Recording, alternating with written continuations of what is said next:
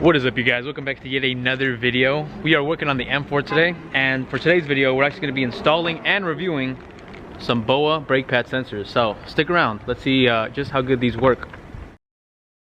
We go on the beat.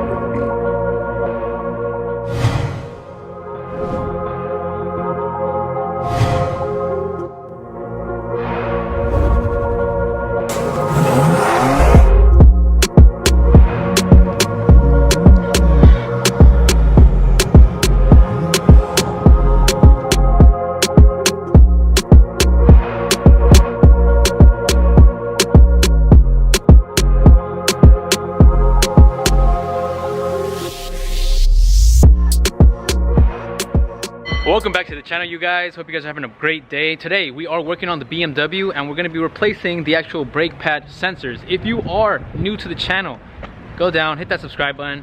But let's get started. Okay, so if you guys are familiar with the Beamer platforms, you guys know that for the brakes, once the brake pads are actually worn out or going out, you do have to replace them, and you also got to replace the actual brake pad sensors. Why? Because they indicate when your brake pads are running low. Now, because my brake pad sensors are bad, every time I try to turn on the car and go for a drive, I get a fault light. Let me talk about that real quick. So if you guys remember, we did do the brakes. I wouldn't say recently. So if you guys are familiar with the Beamers, I wouldn't say all Beamers, but most Beamers, you know, they require these. Because we did the brake pads and I didn't replace the brake pad sensors, every time I go to turn on the car or drive the car, I get a brake system fault code. Okay, so in my case, because my brake sensors are bad, when I turn the car on, it basically throws up the brake system warning light, and it basically thinks that my brake pads are low and or out. Why? Because the brake pad sensor is basically bad and needs replacement. So once we actually install these on, I'm going to be able to clear that code, and it's going to basically regenerate the actual life consistency of my brake pads and when I'll need to replace them.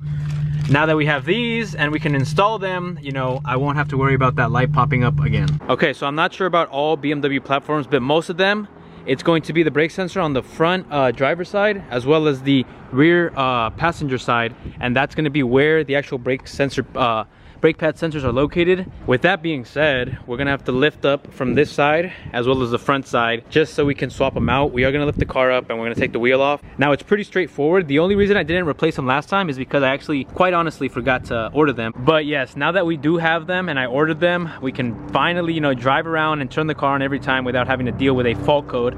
So let's actually get to it. Let's install these and then give the review about whether or not you should, you know, get these or stick to the OEM ones. So you guys have heard me say this time in and time out, but grab your jack pad, get your jack, we're gonna lift it up, take the tire off, and then we're gonna actually start on the rear passenger side first. So we do have the lug nuts loose. Just gonna swap these out and then pop out the wheel, and I'm going to show you guys exactly where this brake pad sensor wire is located. So if you guys remember from a previous video, we slapped on the 305s, some Nittos on the Beamer, and boy do they grip.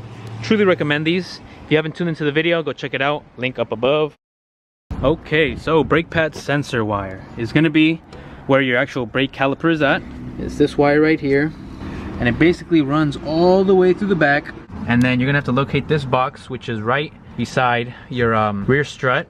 And in here is the actual connection that you're gonna unplug and then basically unwire through the whole back and over and around the upper control arm into the brake pad. Once we take this off, we're gonna measure it, and from the looks of it, I believe it's the longer of the two. We're starting on the rear. We're gonna take that out and then we're gonna measure it with the new ones and see which one is actually the correct size and length. So we're gonna start at the actual sensor box, and what you're gonna do is with a flathead, you're going to just pop in the little clips, and this box should just open up, and this is where you have the end links for your sensors. We're gonna pop out the actual brake sensor, which is actually this one right here, the one on the right. You can pop it out. You're gonna pop this up. Once you pop it off, you can just slide it out.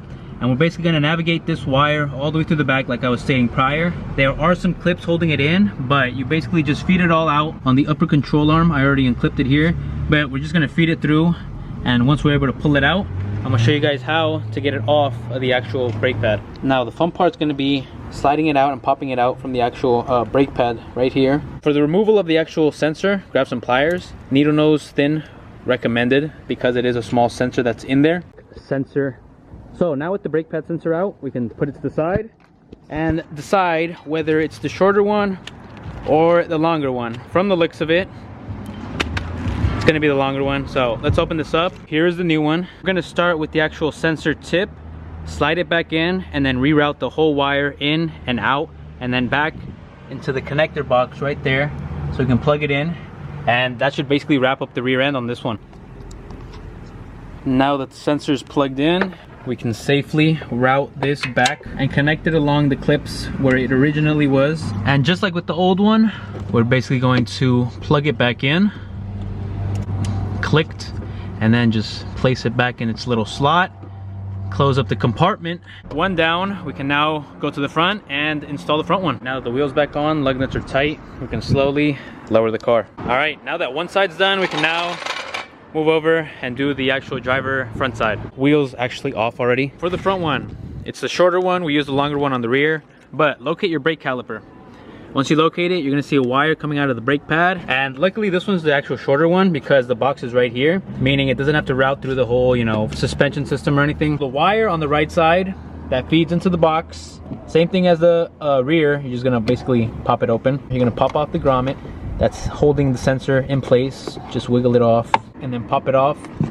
Take it out, feed it out. Take the sensor out for the brake pad, get your needle nose, pop it off. So the old one is out. Let's compare it with the actual new one. Now with the new sensor, there's a nipple on here, and basically it's gonna go on the back brake pad closer to the wheel well with the nipple facing the rotor. Once you slide this in, we can then just navigate the wire and cable through, clip it back on, connect it, close up the box, and that should pretty much wrap up this install. Now, the bottom side and the top part for the sensor, it slides in perfectly, so there's no dilemma there. It's only up here where the metal clip that the sensor actually slides into, that's basically where it creates this little tension. Other than that, it's pretty much good to go. So just something to keep in mind and note if you do plan on, you know, buying these. Now, will I be buying these in the future or buying the OEM ones? I really just have to test these out. I'm gonna turn on the car. If the brake light is still on, then obviously no, you know, there's a fault. But if not, and they work perfectly fine, then, you know, I mean, it really doesn't bother me just because it's like tucked away. It's not like it's fitment wise on like the outer side of the car or something. But with that being said, let's close up the little box, put the wheel back on, and then turn the car on. Okay, so I don't know about you guys, but I am loving the way the car looks like this with the wheel off and like everyone just driving by and breaking their necks, like wondering, hey, does he have a flat? Or what is he doing? But in our reality, I enjoy doing this. This is what it's about for me personally. And just seeing this, you know, this is like a thumbnail worthy picture. Oh man, I'm gonna take a couple pictures and I might post these on the gram. So if you don't already follow me, link down below with my IG handle. I might just, you know, throw it up in the video. Before we actually lower the car, let's actually check to see if the sensors worked. So turn the car on. Okay, so I know tire pressure, but that's okay because I run low tire pressure to have grip. So we're gonna go to menu. We're gonna go to vehicle information. We're gonna see the status, tire pressure, we know that, engine oil, no, but we need to go to, well, actually check control. Okay, right here. So the light still comes on, meaning we're gonna have to reset it. So let me show you guys how to reset that. Now with the car in the on position, we're gonna hold down the trip odometer button until the car service light basically comes on in the center dash. Once that comes on, we're gonna toggle through the system and look for the front and rear brake pads. I actually have my picture in the way, but you can kind of see it. I don't want to take it off, but engine oil, that says vehicle check. Now that's rear brake pads. We're still good on the rear brake pads. Brake fluid, I know I have to do that. But front brake pads, that's the one we need to do. Once that's there, we're gonna hold it down. And it's gonna say reset, question mark, and you're gonna hold it back down. And then it's gonna be reset process. Boom, successful. Pretty straightforward and simple. That's how you reset it. Just hold down the trip odometer button, toggle through it, hold it down, resets it. So with that being said, the BOWA brake pad sensors are a success. They work.